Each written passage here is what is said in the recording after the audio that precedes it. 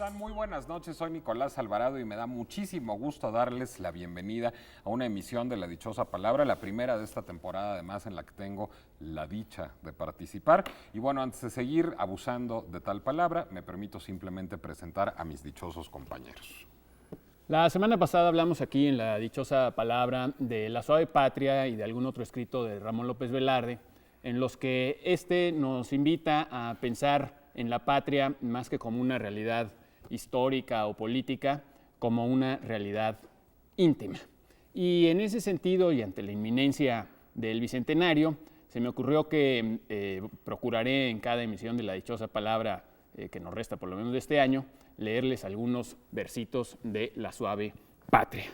Suave Patria permite que te envuelva en la más honda música de selva con que me modelaste por entero, al golpe cadencioso de las hachas, entre gritos y risas de muchachas y pájaros de oficio carpintero.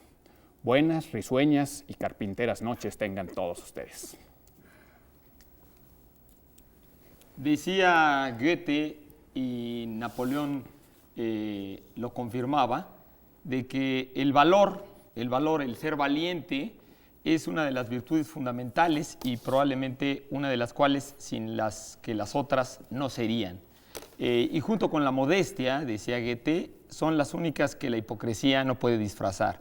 Mis respetos y mi homenaje con este inicio del programa, para mí, a Esteban Cervantes Barrera, de 58 años, que ayer, en un acto verdaderamente valiente, lo que se llama disposición de ánimo, libertad interna, sacrificó su vida allá en el metro de México ayer. Un homenaje mío. Buenas noches, ¿qué tal, Germán Ortega? Yo quiero comenzar con una frase del famoso neuropsiquiatra Oliver Sacks. Dice: una parte del goce que uno obtiene al recoger helechos consiste en darle vuelta a las frondas fértiles y examinar los esporangios. Soy Eduardo Castillo. Bueno, hoy es 19 de septiembre, es decir que hace 14 años que hubo un terremoto terrible que asoló la Ciudad de México y ahí se perdieron muchas vidas. Pero ese 19 de septiembre de 1985 se perdió otra vida importante en el mundo, a la que no atendieron mucho los medios mexicanos en ese momento porque tenían cosas más trágicas y más tristes de qué ocuparse. Ese día murió Ítalo Calvino, el 19 de septiembre de 1985, autor de libros extraordinarios como Si una noche de invierno un viajero, como Las Cosmicómicas, como el varón rampante, El Vizconde de Mediado, libros que son ya clásicos, y yo diría que clásicos en la definición del propio Calvino, porque Calvino decía que un clásico es un libro que nunca termina de decir lo que tiene que decir. Bueno, y hablemos hoy de libros, hablemos de palabras, hablemos de autores. Oye, por cierto, qué buen libro el de los clásicos de Calvino, ¿verdad? No, el de por qué hay que leer a los clásicos, es un libro extra. Es que Calvino, yo diría que no hay mal libro de Calvino, o cuando menos de los que yo he leído de Calvino. A mí me interesa más como ensayista que como novelista. A mí me gusta mucho. ¿No te gusta Si una noche de invierno un viajero? No, es uno se de me mis hace un libros experimento favoritos. rarísimo. A mí también por eso me gusta. Y también Pero como bueno, recopilador, tiene una recopilación maravillosa de cuentos populares italianos en ciruela, verdaderamente extraordinaria, como la de los hermanos Grimm. Y tiene otra de cuentos para niños, ¿no? Populares para niños. Exacto. Yo la que uso en clase, pues incluso como texto de teoría literaria, es el de 6 propuestas para el próximo milenio, que es magnífico. Sí, no, también. padrísimo. Se pone uno Que a pensar mucho sobre literatura. Sí, que se hizo muy famoso además, muy publicado el libro.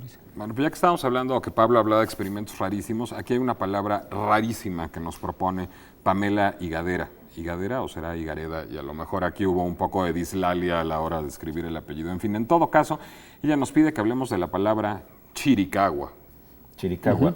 Lo que creo yo que es, porque hay, no confundir con chiricano, porque chiricano es el gentilicio de la provincia de Chiriquí, de donde es sí. ¿Quién es de la provincia de Chiriquí? ¿No sabes tú quién es de No. la provincia de Chiriquí? Iracema Franceschi es de la provincia de Chiriquí. No. Ahora, a lo mejor tú no sabes quién es Iracema. No. Es la esposa de Ariel Contreras. Pues es que tampoco tenía Ariel Yo sé quién Contreras, es Iracema etcétera, Dilián, etcétera. si sirve de algo, pero una actriz polaca muy guapa. Chiricahua, según yo, porque alguna vez buscando eso de chiricano lo encontré en el diccionario de Santa María de americanismos, se refiere a una parte pues de la tribu de los apaches. Ahora, yo no sé si Chiricahue dice ahí con H. ¿Sí? Yo no sé si todavía existan algunos en México, porque también los apaches estaban en el norte de México, en Sonora y en Chihuahua. Pero en los últimos libros que yo he visto de 100 preguntas sobre el indigenismo en México, por ejemplo, no aparece como un grupo indígena, ni tampoco la lengua, ¿no? Entonces, si ustedes saben más, Y ampliemos el asunto. ¿No podría ser un gentilicio alterno para Chiriquí? Que se les podría decir así como chihuahueño, que es correcto como gentilicio, y chihuahuense, ¿no? ¿Podrán ser chiricanos o chiricaguas?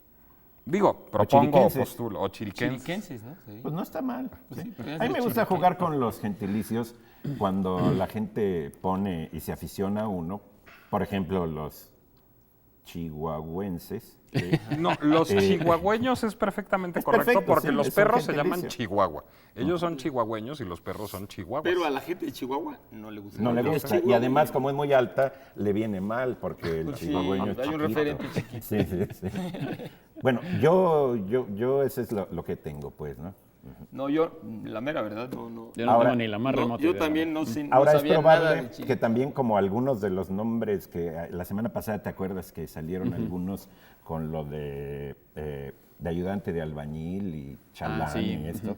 Es probable que se pueda usar como despectivo, que alguien lo use así. Porque Eres hay un muchas como palabras, apodo. hay muchas palabras con che que se usan como despectivo, no solamente esa palabra en la que algunos ya están pensando, sino muchísimas otras. O sea, el sonido de la che da para ese Ya para ese que juego de pones desprecio, ¿no? el dedo en la che, ahí descubrí que chipote es del náhuatl chipotl y chipote con sangre es chipotezhuan. Qué curioso que haya una palabra para chipote, con sangre, que además es parte O sea, chico, de las sagrado. rondas infantiles, o no se vale chipote con sangre, una cosa así. O sea, chico. Hay o un sea, diccionario de aztequismos muy bueno de Luis Cabrera, el escritor y que fue también secretario de Hacienda en alguno de los ¿El gobiernos diccionario que revolucionarios. se consigue? Sí, Sí, se se consigue, consigue, lo ¿cómo publicó no? hace muchos años el Instituto Lingüístico de Verano, pero Ya. no me acuerdo quién lo reeditó, yo tengo esa reedición. Y, Pero y se es, muy, consigue, es muy sí. gracioso. Ah, Además, qué la bien. historia es padre porque Luis Cabrera era hijo de un panadero y vivía su familia en Zacatlán de las Manzanas. Más bien era el panadero de Zacatlán de las Manzanas en Puebla. Y era una tradición que pues en todas las familias de comerciantes, al menos uno de los miembros tenía que aprender la lengua de los naturales o de los indígenas, porque pues era la forma en la que iban a comerciar con ellos. Los indígenas venían un par de veces a la semana a hacer su mercado y si los comerciantes no hablaban náhuatl, en su caso, o la lengua indígena respectiva, pues no vendían. Entonces, a él desde pequeño, en su familia lo designaron para que aprendiera náhuatl, ¿no? Oye, pues qué padre. Una bonita historia. Sí, el diccionario de Santa María que tú citabas, pues está estructurado en base a los diccionarios, por ejemplo, latinos, que siempre traen citas, y por eso también es muy simpático el Santa María, porque tiene también muchas referencias antiguas a la literatura. El y gobierno muchas, del estado de muchas Tabasco citas y anécdotas, ¿no? lo publicó en 3 tomos y además ahí en la librería el Jaguar Despertado lo venden como a 100 pesos. Es una maravilla. También, hay una edición del Fondo de Cultura. Hay una Ah, edición del del fondo. Ah, bueno. Sí, sí, bueno, y el de Guido Gómez de Silva, ¿no? De mexicanismos también. Sí, que Bueno, a lo mejor ese es la que tiene algunas más bien lagunas. es el Fondo de yo me Cultura confundí. Económica. El de Santa María creo que estuvo publicado en Porrúa, por lo menos. Y Jesús Flores y Escalante, que trabajó mucho tiempo en la fonoteca, tiene también un diccionario que se llama Morralla de Caló Mexicano, que resulta un buen complemento al de Guido Gómez da Silva, porque luego tiene algunas lagunas ese diccionario. Bueno, o como complemento también el de siglo XXI de nahuatlismos, ¿no? Es Es el que de tú náhuatl, mencionabas la realmente, otra que vez, es Pablo. muy gordo, es el diccionario de náhuatl del siglo XXI, que es completísimo, ¿eh? De todas las formas y de las... Sí, siempre que Un nos francés, preguntan no ve el nombre, chilangos sale ese diccionario. Sí. Oigan, para hacer completísimo este bloque yo tengo que dar la dichosa palabra y los teléfonos. Una aclaración, van a aparecer los teléfonos en su pantalla para que nos llamen. Vuélvanos a anotar porque han cambiado y luego nos hemos enterado de gente que sigue hablando a teléfonos viejos de la dichosa palabra y pues con razón no les contestan. Digo, no que tengamos un conmutador muy grande, pero si marcan teléfonos que ya no son, pues menos suerte van a tener para llevarse nuestros regalos. La dichosa palabra que les pedimos que adivinen o que infieran esta noche es: ¿cómo se le llama al hombre que cambia frecuentemente de opiniones y de afectos? Y esto no es de gratis, digamos, sino es por alusión a una antigua deidad griega del mar que era capaz de cambiar de forma a su antojo. ¿Cómo se llama el hombre que cambia frecuentemente de opiniones y afectos? En alusión a la deidad griega del mar que era capaz de cambiar de forma a su antojo. Si contestan correctamente, ¿qué se pueden llevar, Eduardo? La soledad de los números primos de Paolo Giordano, anda muy bestseller, de Salamandra y Océano. Y también podrán llevarse una obra autobiográfica de Ismail Cadaré, Crónica de Piedra, por una cortesía de Alianza Editorial, que ha publicado ya varios títulos de Cadaré en esta biblioteca. Cadaré, de un fandango. Un escritorazo. Bueno, y para ustedes también, Algarabía, que trae un artículo muy interesante, Jackson Pollock, el accidente controlado, sobre el Ku Klux Klan y muchos tantos otros artículos, notas en esta extraordinariamente ilustrada revista Algarabía. Bueno, pues síganos llamando, llámenos a los teléfonos que aparecen o que aparecieron en sus pantallas, mándenos un correo electrónico y respóndanos cómo se llama el hombre que cambia frecuentemente de opiniones y de afectos, por alusión a la deidad del mar que cambiaba de forma a su antojo. Yo creo que hay que dar un poco más de pistas porque no está tan fácil. No está tan dichosa fácil. Palabra. Homero lo llamaba el viejo hombre del mar a este dios, y en su nombre es una mezcla entre aquellas cosas que nos remiten a lo primigenio, a lo... ya casi iba a usar la palabra, ¿no? No. ¿Por qué no dices mejor una que no es? Ok, voy a dar una pista. ¿Se acuerdan de la cartelera teatral? Se parece No, mucho. Ay, Mucho. Eso ya fue muy barco, querido Pablo. Vámonos mejor con la llamada, con la pregunta de Ana Gabriela Ruiz, que en un arranque conductista nos pide que hablemos de las ratas de laboratorio. La rata. De la rata de la Y las ratas son Bueno, lo todas las máximo, ratas ¿no? tienen mala Las reputación, hasta las ratas de biblioteca, ¿no? Las ratas son preciosas. Yo quiero hacer aquí una defensa de las ratas y Eso, particularmente de las de laboratorio, que son hermosísimas. Bueno, esas hermosas ratas de laboratorio en realidad son, descienden de la rata común, que es la rata que, por cierto, incluso en latín su denominación científica es rata noruega. Sí, aunque en Noruega no había ratas. No era noruega, lo que pasa es que los ingleses, con tal de que, como sabían o creían que la rata, esa cosa tan espantosa, no podría venir de Inglaterra, le achacaron primero a los noruegos y luego a los irlandeses y luego a los de Hannover, total, de cualquier parte del mundo, excepto de Asia, muy posiblemente de China, que es donde ahora nos dicen los científicos que es lo más probable que sea el origen de esta rata noruega, ¿no? Aunque La no rata estás noruega es hablando de China. Shen Li Yegon al decir que la rata es china. No. Ok. Pero Pero hay bueno, otra sección de rata. Otra excepción de rata china. Finalmente viene de esta rata noruega, pero viene de una cosa muy interesante porque en realidad son ratas domésticas, o sea, ratas que se empezaron a conservar ex profeso, pero la primera vez que se domesticó esta rata o que se empezó a criar para consumo, se seleccionó y todo, no fue con el propósito de hacerlas de laboratorio, sino fue para estas famosas peleas de ratas o el famoso rat biting de Inglaterra, donde aventaban en un pequeño, digamos, nosotros diríamos un pequeño ring, en un pequeño corral, aventaban un par de perros y cientos de ratas. Como peleas de gallos. Como Exacto. carnada, tal cual, por Claro. eso baiting, porque era carnada, tal cual. Exacto, y el era chiste, eso? claro, y era súper cruel. Y el chiste era, ganaba el perro que mataba más ratas. Y hacían al final un conteo de las ratas. Muertas. Y había unas reglas para determinar cuándo una rata estaba totalmente muerta y cuándo nada más había quedado herida, etcétera, ¿no? Y era súper sangriento. Y esto cambió, como muchas otras expresiones de la crueldad, cambiaron a lo largo del siglo XIX en Inglaterra. En parte, dicen algunos, hasta por la influencia de la reina Victoria, que amaba a los animales, a los perros por lo menos, y no a las ratas, y quería sembrar el ejemplo de que a los perros había que respetarlos, y de hecho prohibió en su reinado estas peleas de ratas que eran muy, muy populares. Oye, pero los perros han de haber estado encantados de comerse a las ratas. Era de lo más respetuoso con los perros. Pobres ratas, así no las respetaban No, nada. pues qué horror, caray. Qué espanto. No, pero bueno, pues de ahí viene de este deporte del rat baiting. Ya Bueno, después, y bueno, bueno, que para las los ratas- laboratorios, además, Bueno, bueno, lo que pasa es que las características, digamos, de las ratas para el laboratorio son muy adecuadas porque la rata pues, se reproduce muy rápidamente, Así es. tiene un ciclo de gestación muy corto. Es muy inteligente. No, es muy inteligente.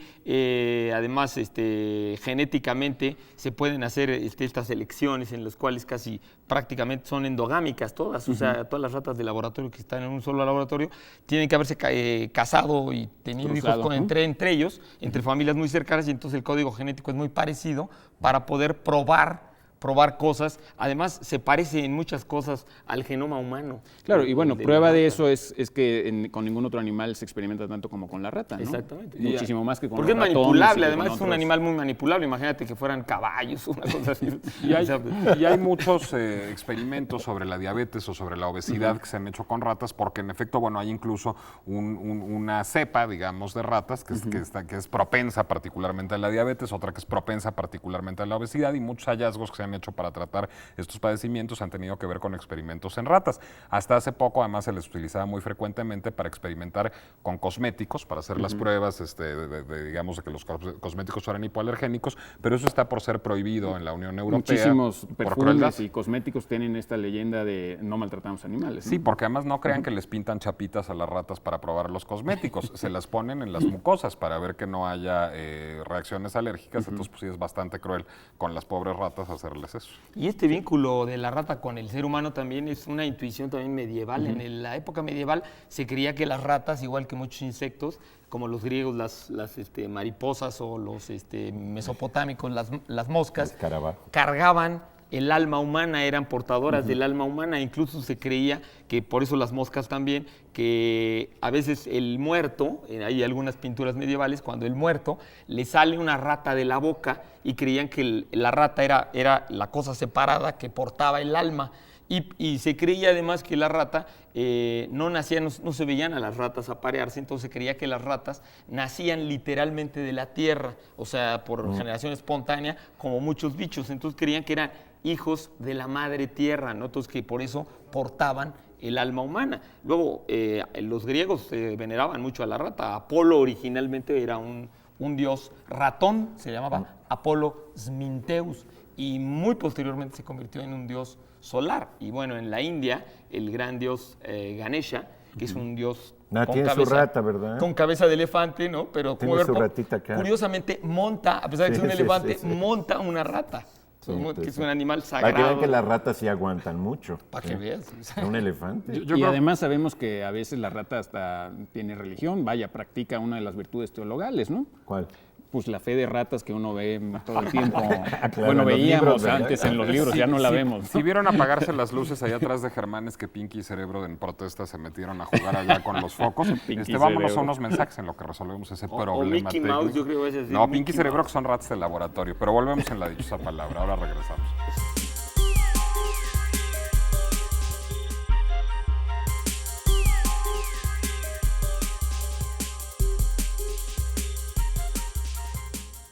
Seguimos aquí en La Dichosa Palabra. Qué bueno que ustedes continúan también con nosotros.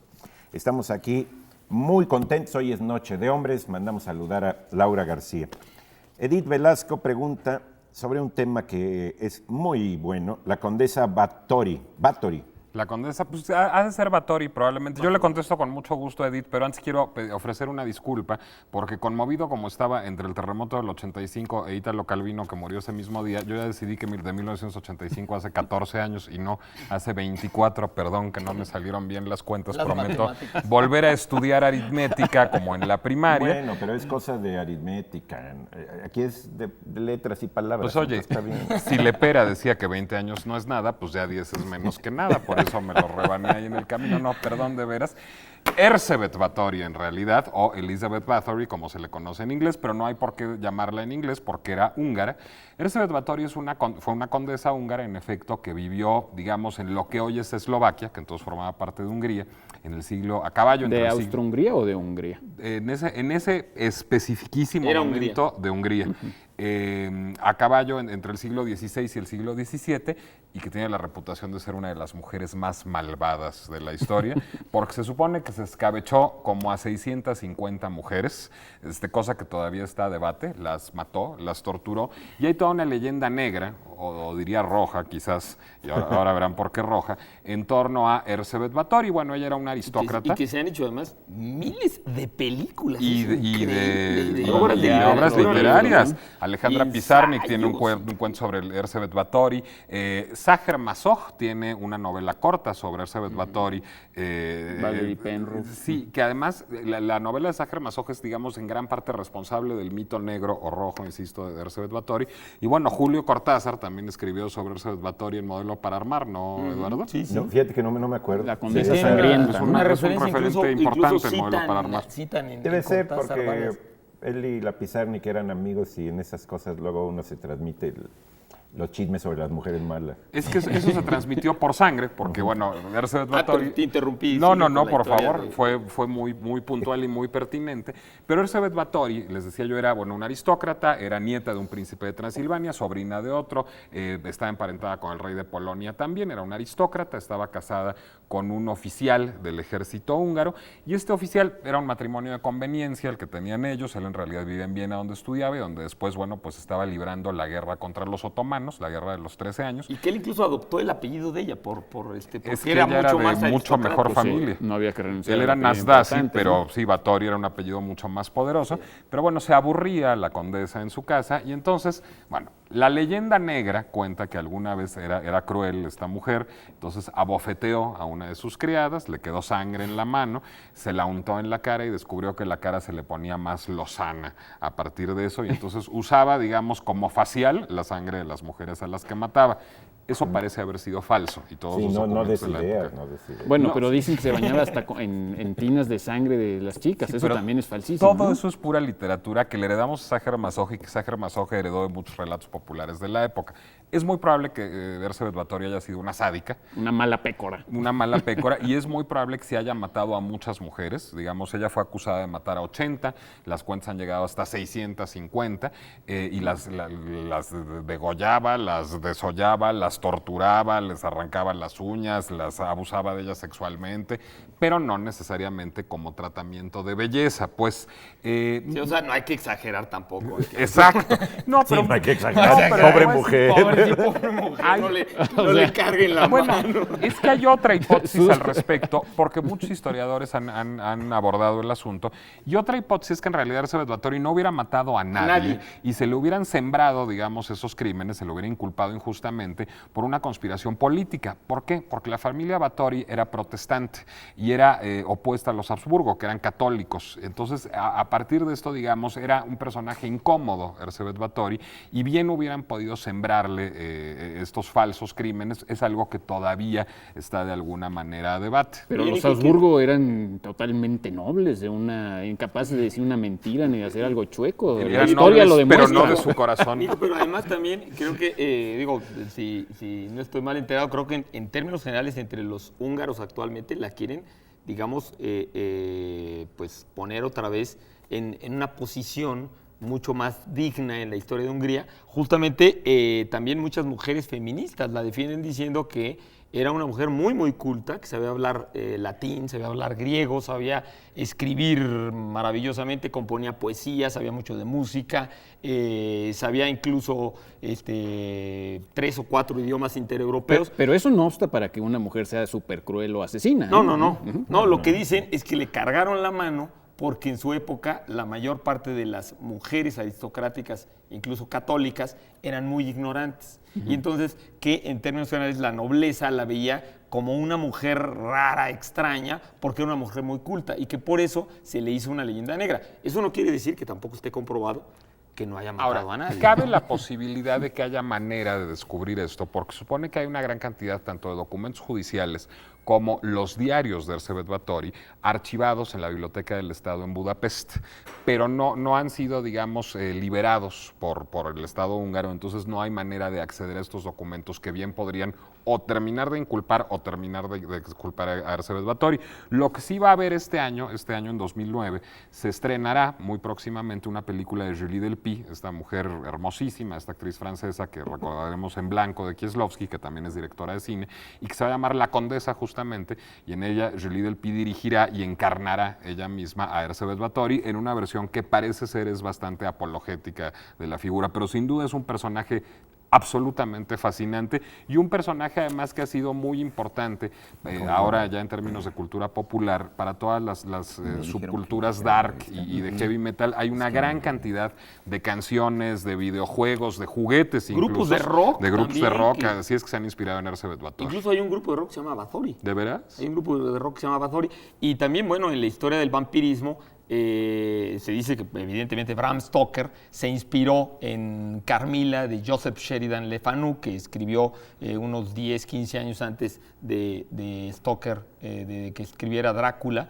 Escribió una novela sobre una mujer vampiro y se sabe perfectamente que Sheridan Le Fanu se inspiró en la vida de Erzsébet Báthory, de la condesa sangrienta. Vamos con la dichosa frase si quieren y seguimos con la sangrienta si todavía tienen decilitros que contar. Sí.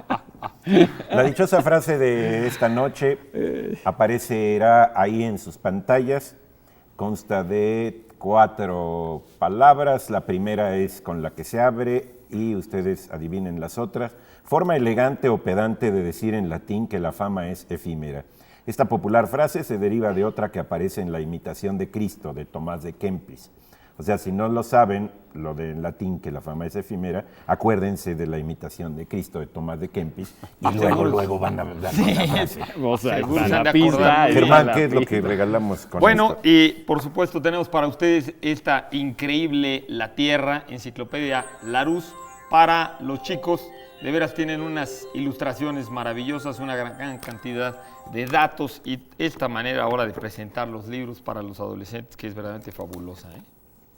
Nada más, ¿verdad? Bueno, ¿quieren que sigamos con algo de la Báthory? Pues yo, digamos, simplemente para complementar lo que decía Germán, incluso existe la hipótesis, aunque ha sido descartada por muchos biógrafos de Bram Stoker, de que Bram Stoker hubiera conocido, digamos, de primera mano, es decir, sin mediación alguna, la historia de Erzsébet Báthory y se hubiera inspirado, digamos, en ella para escribir justamente Drácula. Y a partir de esto hay toda una leyenda negra, digamos, del vampirismo húngaro, que también es en gran medida debido, bueno, al mito de Vlad el Empalador, del que agregó también Bram Stoker, que era rumano, y digamos, en todos los países de esa región, es que me acabo de acordar, yo acabo de estar en Rumania hace muy poquito, y ver los letreros y los anuncios del Banco de Transilvania en todas partes, y es uno de los bancos más poderosos de Rumania, no deja de ser un poco perturbador. Piensa uno que es un banco de sangre, casi. Que te van a estar chupando. La ahí región de hasta- ¿De qué Transilvania. época es la Báthory?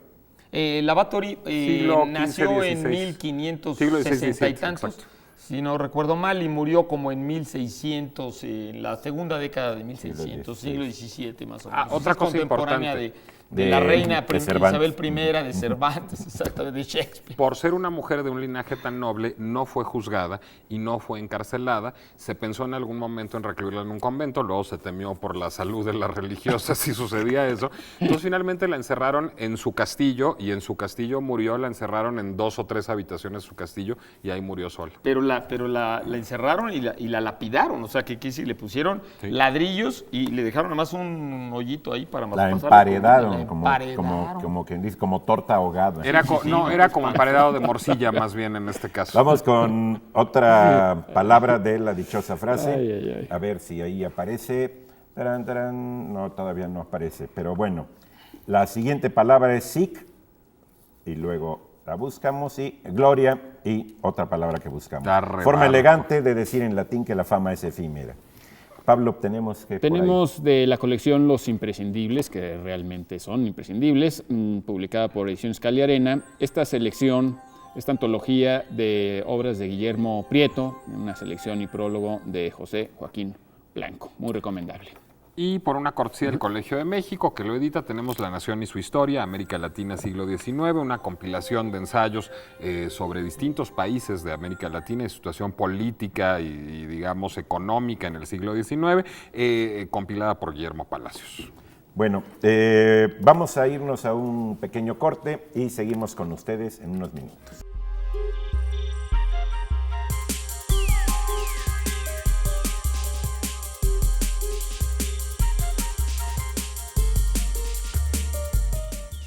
¿Qué tal? ¿Cómo les va? Aquí seguimos en La Dichosa Palabra y los invitamos el próximo sábado a acompañarnos en el 35 aniversario de la UAM, ahí en el edificio de Rectoría, recuerden, no en alguna de las sedes de Ixtapalapa, Azcapotzalco, Xochimilco, sino en el edificio de la Rectoría. El 35 aniversario de la UAM, es un honor para nosotros estar ahí a celebrarlo con todos ellos. Mira, aquí está la dirección. La dirección es de la Rectoría, está ubicada en Prolongación Canal de Miramontes, número 3855, Colonia Ex Hacienda de San Juan de Dios, Delegación Tlalpan. Ahí estaremos, si quieren estar con nosotros, ahí platicaremos con ustedes, con mucho gusto. No por hacerle publicidad a la competencia de la UAM, pero no es competencia porque la UAM es pública y la otra es privada, está enfrente del TEC, digo, para decirlo de la manera más sencilla posible, que es un referente muy ubicable. Y no ahí. por hacer competencia, pero está junto al ILSE. Oigan, yo quiero aprovechar para disculparme y agradezco mucho siempre que participen y que nos señalen nuestras chapuzas y nuestras barbaridades. En un programa pasado yo cometí un tremendo error. Hice la referencia a una anécdota de Dostoyevsky con un poeta joven que llegó a presentarle un poema, y este poeta joven era Merejovsky, Dmitri Merejovsky, que fue un poeta simbolista ruso. Y yo dije, me equivoqué, dije Mayakovsky. Mayakovsky, por supuesto, no había nacido en el momento que murió Dostoyevsky, o sea que Mayakovsky es el gran poeta futurista que vivió a principios de la Revolución Rusa. Mis disculpas y muchas gracias por participar. Bueno, María de la Luz de Guadalajara nos pide que si podemos hablar de los mitos de las Pléyades. La Luz de Guadalajara. También se le llama, bueno, las Pléyades se supone que son las estrellas, ¿no? Las estrellas. Pero también se le llama Pléyades a un conjunto de trágicos griegos como del siglo III, que no son muy famosos porque sus obras no quedan. Y luego ya cuando se junta un grupo de grandes escritores también se habla de la Pléyade como un conjunto de estrellas. Y en términos sin que sean de literarios, ningún canal. quizás la Pléyade más famosa cuyos del escritos siglo sí quedaron XVI. es la del siglo XVI de Ronsard y de Duvelle, que fue uno de los grupos literarios más importantes, no solo, digamos, por el peso de su obra, sino porque ellos postularon la escritura en francés, cosa que no se hacía hasta entonces, escribía en latín, los escritos cultos se hacían en latín. ¿No? Y ellos además no solo proponían escribir en francés, sino enriquecer el francés, porque ellos decían que reconocían las limitaciones del francés como lengua, digamos, que carecía de palabras para nombrar muchas cosas, y postulaban la creación incluso de neologismos a partir del latín y del griego para enriquecer el francés y hacerlo una lengua. Como mito de griego. Bueno, como mito, los mitos, nos preguntan aquí sobre los mitos de las Pléyades.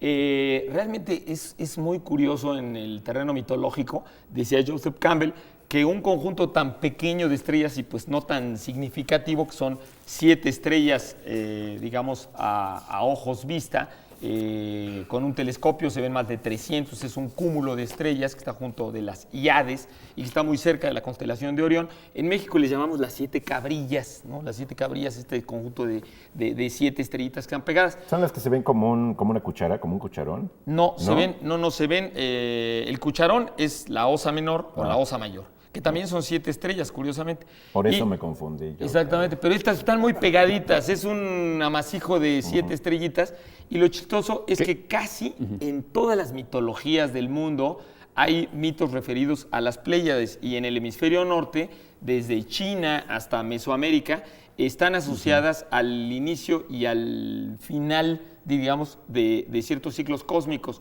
Por ejemplo, en el mundo mesoamericano, las Pléyades marcaban justamente el ciclo de los 52 años que se celebraba en el Cerro de la Estrella, justamente el Cerro de la Estrella, el Huizachitlán, creo que se llamaba Tepec, se llamaba el Cerro de la Estrella, el de los Huizaches, y ahí cada 52 años, en el momento en que salían las Pléyades del horizonte, se hacía este gran sacrificio en el que se mataba a un personaje importante, se le prendía fuego justamente en el pecho, y este fuego era el que iba a iniciar el nuevo ciclo cósmico.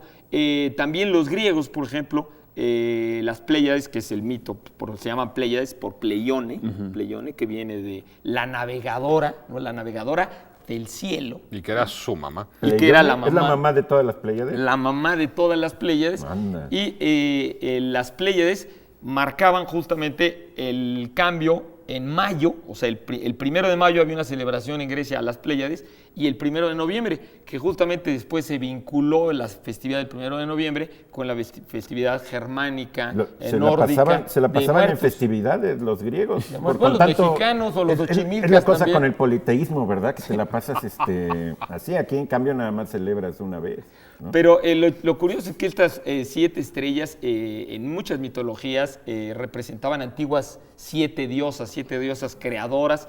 Los indios en la India, en el hinduismo, les llama las 7 críticas, y los griegos también les llamaban críticas, curiosamente, y la palabra crítico nuestro proviene de las Pléyades, que querían decir que eran las jueces del más allá. Los egipcios les llamaban las 7 Hatores a las Pléyades y consideraban que eran las diosas que juzgaban a los muertos cuando iban cruzando las 7 esferas del cielo, como los griegos, que también creían que el mundo, como Dante lo representa en la Divina Comedia, estaba rodeado de esferas de cristal y uno iba atravesando las esferas para llegar al cielo. Entonces, las Pléyades eran las diosas que cuidaban estos pasos, ¿no? Bueno, en Arabia se les llamaba los 7 pilares de la sabiduría, que justamente Lawrence de Arabia escribió sus memorias, que les llamó así, los 7 pilares de la sabiduría, en honor a estas 7 mujeres, que después, por cierto, los griegos usaron el símil de las 7 sabias árabes, dijeron, nosotros también tenemos 7 sabios, que, como dice Carlos García Gual, nosotros nunca también se han tuvimos, puesto de ¿verdad? acuerdo en esos 7 Nosotros tuvimos sabios. los 7 sabios Los 7 mexicanos sabios, también. que en última instancia vienen No eran 7 las tampoco. Pléyades, ¿no? Y las propias Pléyades, obviamente, bueno, son 7 a simple vista, pero evidentemente, en términos como astronómicos, no son 7, son muchísimas más, ¿no? Las del cielo, porque las de la mitología sí No, son las de- 7. Sí, claro, las de la mitología son 7 porque son las que se veían a simple vista en tiempos mitológicos, digamos. Lo que es bonito Pero- es que... No, perdón. No, bueno, yo quería recordar un par de historias de estas Pléyades griegas que están mencionando ustedes. Una de ellas se llamaba Electra, que es muy importante porque de esta Electra, que fue violada por Zeus, nacería Dárdano, que fue el fundador de Troya. De hecho, en la Ilíada se le llama a los troyanos muchas veces los Dárdanos, que son los troyanos, los hijos o los descendientes de este Dárdano, y por lo tanto de Nico, Príamo. acabas de y cruzar los Dardanelos. Acabo de el cruzar estrecho de justamente los Dardanelos, Se en llama efecto. Dardanelos por Por Dárdano. Dardan. Exacto, y bueno, pues de toda la estirpe de los troyanos que va hasta Eneas, por lo menos, que conecta con Roma. Y hay otra que también es graciosa su historia, que es Mérope, que es la estrella menos brillante en el firmamento, y decían los griegos como explicación para su poco brillo a simple vista, que brillaba poco porque de todas estas 7 hermanas era la única que no había tenido como pareja a un dios, que había preferido o que no se había tenido que conformar con el amor de un mortal, ¿no? Mérope. Entonces no la dejaron toda iluminada. No brillaba tanto como las otras, que bueno, pues digo, la violó Zeus y brillaba muchísimo. No, bueno, la otra hay eligió como- a hay- un hombre. Y otra era común. Maya. Maya, la mamá del dios Hermes, era otra de las Pléyades, justamente. De las... Importantes, ¿no? Y las Pléyades, bueno, pues por quien fueron perseguidas sobre todo, por supuesto, es por Orión. Y lo que es muy bonito es que, digamos, se supone que Zeus las convirtió en palomas y después en estrellas para protegerlas de Orión, pero después Orión mutó también en constelación para seguirlas persiguiendo en el Ahorita, cielo, por cosa puesto de que hasta Orión, la fecha. nada más quiero apuntar algo. Vamos a nuestra dichosa palabra. Hombre que cambia frecuentemente de opiniones y afectos, por alusión a la antigua deidad griega del mar, capaz de cambiar de forma a su antojo. La mera verdad es una palabra que sí se utiliza mucho en esto de las transformaciones justamente mitológicas. Bueno, tenemos para los que contesten, Nico. Tenemos México en 1554, una crónica de Francisco Cervantes de Salazar, escrita justamente en 1554 por una cortesía editorial Trillis. Y una edición de Y Margarita también Peña, ¿verdad? tenemos Lunas Áridas, de Ediciones Arlequín, del poeta chiapaneco de Chiapa de Corzo, Israel González. Nuestra dichosa palabra la repetimos, hombre que cambia frecuentemente de opiniones y afectos por alusión a la antigua deidad griega del mar, capaz de cambiar de forma a su antojo. Y ahorita que estamos hablando de mitología griega, justamente el gran Robert Graves, poeta, sobre todo poeta, pero investigador, fabuloso, novelista también, en su libro de los mitos griegos nos dice que el mito este que mencionabas, de que los autores clásicos decían de que Orión, esta constelación del cinto de las tres reyes magos que llamamos, que es muy clara para verla en el horizonte, siempre todo el mundo la identifica. Y eso que uno de los Reyes Magos era negro, entonces no sé por qué veía tanto, ¿no? Veía tal las tres estrellas. Y bueno, que Orión en la mitología griega tardía aparece como el que iba a perseguir a las Pléyades, como dice Nicolás, y que ellas le pidieron auxilio a Zeus para que no las violara. Pero en la mitología antigua ahora se sabe que realmente en los orígenes de la mitología griega y en la antigüedad fue al revés. Eran las Pléyades, o sea, estas 7 mujeres críticas, estas diosas, estas cortadoras, estas rasuradoras, se les llamaba en la India también, estas matadoras de hombres que cortaban con una hoz la vida de los malvados, iban juzgando a los que habían cometido pecados en la vida. Estas iban persiguiendo a el rey que moría, el rey sagrado, y justamente Orión representa a lo que los franceses llamaron el cazador maldito, al cazador maldito, la leyenda del cazador maldito. O sea, que era un cazador que fue perseguido por las Pléyades y asesinado por las Pléyades ritualmente, que era Orión. A mí me gustaría recordar solamente unos versitos de Safo. Hablaron de las lunas, hablaron de poesía, que dicen: se fue la luna, se pusieron las Pléyades, es medianoche, pasa el tiempo, estoy sola. Y a mí me gustaría recordar mi Pléyade favorita, que es el sello editorial de las ediciones de La Pléyade francés, un sello de la casa Gallimard, que es quizás el sello más prestigiado de literatura francesa, bueno, no de literatura francesa, de literatura universal que existe en Francia, y que tiene una historia curiosa. Son ediciones muy bonitas, en papel biblia, empastadas en piel, hermosísimas. Cuando llegas ahí ya te consagraste, ¿no? Bueno, está Ionesco, está Borges, está Lévi-Strauss, está Henri de Monterland, está Nathalie Serrault, pero este sello surge en 1931. Jacques Chiffrin fue el editor, digamos, que empezó este proyecto y después se lo vendió a Gallimard, y él le puso justamente edición de La Pléyade por la palabra rusa Pléyada, que significa grupo. Él constituía un grupo literario junto con André Gide de manera muy importante, y entonces quiso honrar esa palabra, pero por supuesto el término ruso Pléyada deriva justamente de las Pléyades de las que hablaba Germán. Las Pléyades griegas, ¿no? Bueno, invitamos a ver las repeticiones todos los lunes a las 6 de la tarde y a ver los programas por youtube.com diagonal canal 22. ¿Otra palabra más o vamos a corte? Otra palabra más. Bien, Emilio Guizar Anaya nos pregunta: ¿a qué se le llama Ribera con V o Ribera con B chica o con B grande? ¿Por qué la diferencia y por qué en turismo usan mucho a veces Ribera con B chica o Ribera?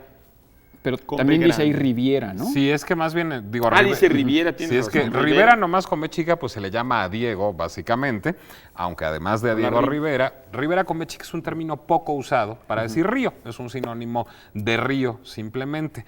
Ribera, con B grande, pues es la orilla del río, y curiosamente tienen etimologías distintas, es decir, mientras Riviera viene de río, Ribera viene de riva, que a su vez viene del latín riva y del indoeuropeo ripa, que significaba rasgar, rasguñar, arañar, cortar, que es lo que hace, digamos, una costa con el río.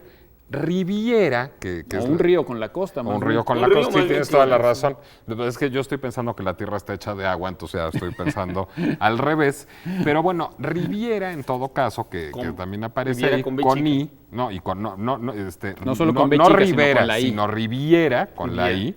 Es una palabra que no existe en español, es una palabra italiana y cuando hablamos de la Riviera Maya, por ejemplo, en español, pues estamos realmente empleando un italianismo y hay una historia interesante.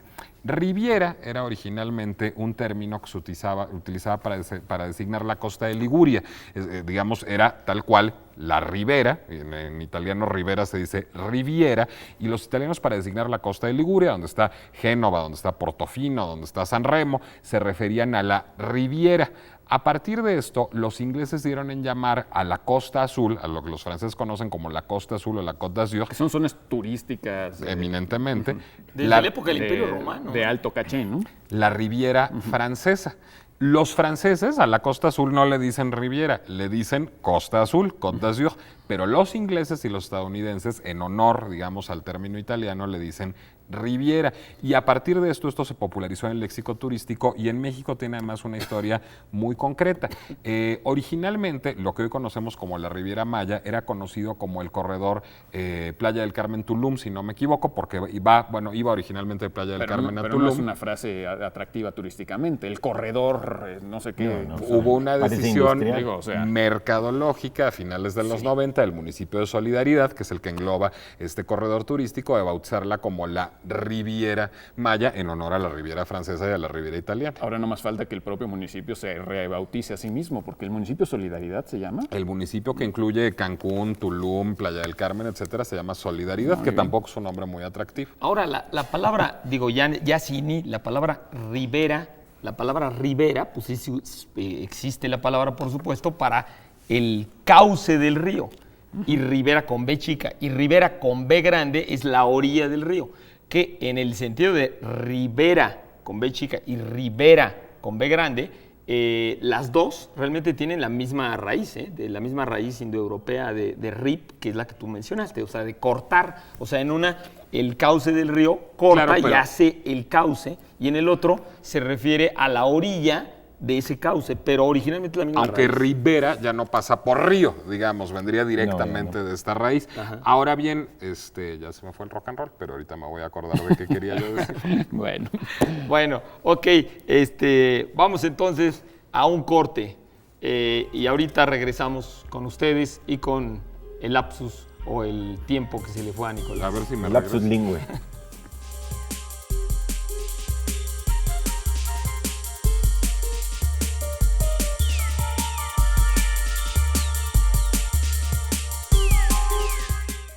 muy bien, continuamos aquí en la dichosa palabra. Tenemos, a ver, Nicolás, ¿quieres Sí, terminar lo que yo estabas creo que diciendo? mi lapsus o mi blanco fue alcohólico, porque justamente de alcohol era de lo que quería hablar a propósito de Ribera. Ustedes han oído hablar, me imagino, y espero que hayan bebido, porque son muy buenos en su mayoría, de los vinos de Ribera del Duero. Y ahí la excepción de Ribera es otra, porque Ribera es también el terreno cercano a un río, no necesariamente contiguo a un río, que es regado con las aguas de ese río. Es decir, Es toda la zona, ¿no? es toda la zona y las uvas con las que se hacen los vinos de Ribera del Duero están regados con agua del Duero. Por eso la región los se llama viñedos Ribera del no Duero. están ni en el río ni en el No, ni no están en la orilla. Es como Ribera de San Cosme. Como la Ribera de San Como Cosme, Ribera que de San está Cosme, regada exactamente. por pues, la lluvia, ¿ves? Bueno, pero estaba vamos por a, el río. vamos a dejar de regarla. ¿Tenemos tiempo para hacer unas palabras o empezamos a dar las respuestas, señoras Una y señores? palabrita ¿Se tenemos. debe decir mande o qué? Pregunta Carlos Pavón. Ahí está buena. Ay, bueno, Híjole, se bueno, puede pues, fíjate. decir como uno le dé la gana. Las mamás te dicen que se dice mande, no qué. A mí me choca decir mande y quiero explicar por qué. Porque me parece una herencia, digamos, de un servilismo colonialista. Es decir, porque pues, supone, digamos, una posición de sumisión ante el interlocutor y a mí me enferma decir mande y me parece muy cursi que no nos guste decir qué. Porque qué simplemente significa que uno ignora aquello que le está diciendo o quiere que le sea precisado. Entonces, oye, tal cosa. ¿Qué? No es grosero, ¿Qué no puede es- ser una palabra muy bonita como en un no sé qué que quedan balbuciendo, ¿no? Lo que pasa es que mande es un amortiguador social. Eso. Cuando tú vas, por ejemplo, a España y le dices, oiga, y te dicen, ¿qué? hasta te Sí. asustas, ¿sí?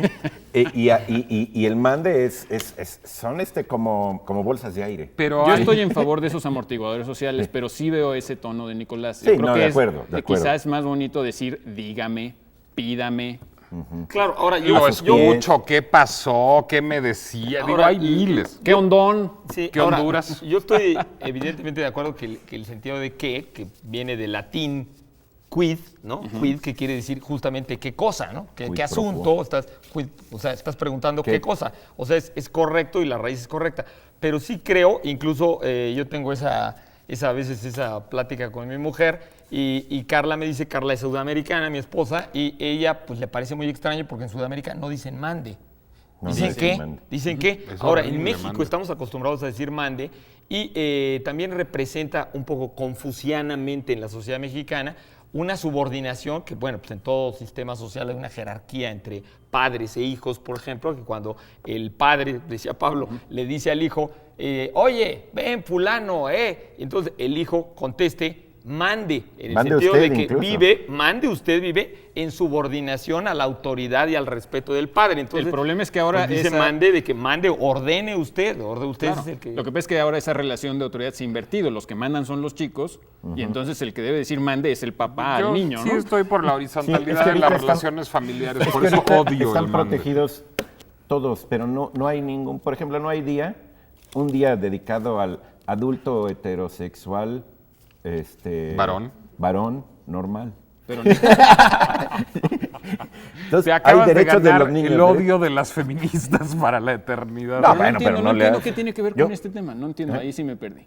O sea, sí, entiendo que no haya ese día, pero no entiendo qué tiene que ver con qué o mande. Perdón, Sí, me perdí. por la cuestión de las jerarquías y todo eso, y que los niños son ahora los que mandan, pues sí, tienen los derechos del niño. Ah, ya, Ahorita sí. un niño te Ah, sí, mete sí, sí, sí. te echa encima soberanes y eso es un peso imposible de soportar. Ahora, pero yo vuelvo con mi punto, a pesar Ay, ay, de que mi esposa difiere de mí. Yo creo que, en cierto sentido, que ese amortiguador social y ese sentido también de un orden social tenía un sentido, ¿no? Tenía un sentido y Un sentido que a mí socialmente, me enferma, pero es un tenía un sentido, No, a mí no me digamos, de enferma, a mí no me ordenación. enferma. Yo creo que todo orden es mejor que todo desorden. Inclusive un orden Oye, injusto. pero el respeto no debe de derivar de una relación de poder, el respeto debe derivar Por eso. del respeto mismo. No, pero si la tienes que jerarquía no elegir es de entre poder. un orden injusto y la anarquía total, ¿qué eliges? No, la buena educación y la moral, ninguna de las dos. Pero es que Pero la ¿cómo jerarquía, Nico, la jerarquía no Bueno, siempre es de tenemos poder. tiempo, todavía Por estamos, no supuesto siempre que de sí, poder. una No estamos jerarquía ya no siendo un colgadísimos. ejercicio de poder.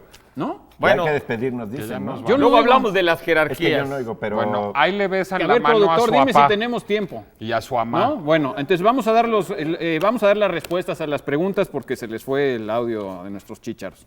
La dichosa palabra de esta noche, hombre que cambia frecuentemente de opiniones y de afectos por alusión a la antigua deidad griega del mar, capaz de cambiar de forma a su antojo. Su nombre sugiere algo primordial, algo nacido primeramente. La respuesta es Proteo. No Protea, la cartelera teatral no era la respuesta, ¿ok? Proteo. La dichosa frase de esta noche, forma elegante o pedante de decir en latín que la fama es efímera. Sic transit gloria trevi. No, sic transit gloria mundi. ¿Algo más, señores ganadores? ¿Tengo que decir nombres? No. La transmisión de la UAM. La siguiente sí, vamos semana a la nos UAM. vemos en la rectoría de la UAM. Tú tienes la dirección y tienes todos los datos. Sí, Canal de Miramontes, 3855, Colonia Ex Hacienda de San Juan de Dios, Delegación Tlalpan. Y no olviden la transmisión del programa a las 6 de la tarde, nuestra retransmisión los lunes, recuerden. Pero ahí somos muy repetitivos.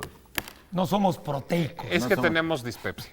Bueno, ustedes dispensen todas estas divagaciones. Nos vemos la próxima semana. Adiós.